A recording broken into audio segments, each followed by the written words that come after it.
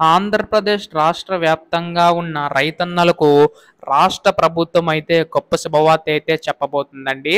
అయితే మనకి ఇక్కడ ముఖ్యంగా చూసుకున్నట్లయితే అన్నదాత సుఖీభ పథకం సంబంధించి గాను ప్రతి ఏటా కూడా 20,000 రూపాయలు అందిస్తామని చెప్పి ఎన్నికల టైంలో హామీ అయితే ఇవ్వడం అయితే జరిగింది కదా! సో, ప్రస్తుతం దానికి సంబంధించి గాను రాష్ట్ర ప్రభుత్వం ఈ యొక్క విధి విధానాలకు సంబంధించి గాను నిధులనేవైతే విడుదల చేయడానికైతే సిద్ధమవుతుందండి.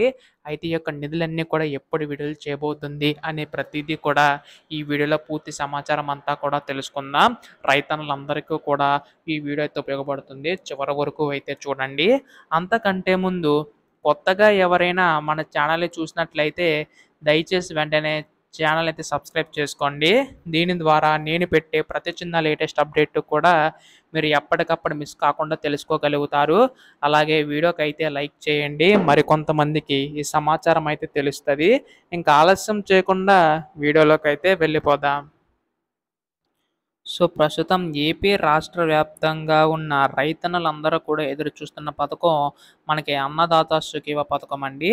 అయితే ఎన్నికల టైంలో రాష్ట్ర ప్రభుత్వం ఏంటంటే మనకి 20,000 రూపాయల వరకు కూడా ఇస్తామని చెప్పి హామీ అయితే ఇవ్వడం అయితే జరిగింది కదా! అందులో మనకి 14,000 ఏమో రాష్ట్ర ప్రభుత్వం తరపున, 6,000 రూపాయలేమో కేంద్ర ప్రభుత్వం తరపున అయితే అందించనుందండి. అయితే ఈ యొక్క 14,000 సంబంధించి గాను రాష్ట్ర ప్రభుత్వం అయితే గొప్ప శుభవార్త అయితే చెప్పిందనమాట. అయితే ఇప్పటికే కేంద్ర ప్రభుత్వం మనకి 19 విడతల కింద ఈ యొక్క నిధులనేవైతే అందించడం అయితే జరిగింది కదండీ!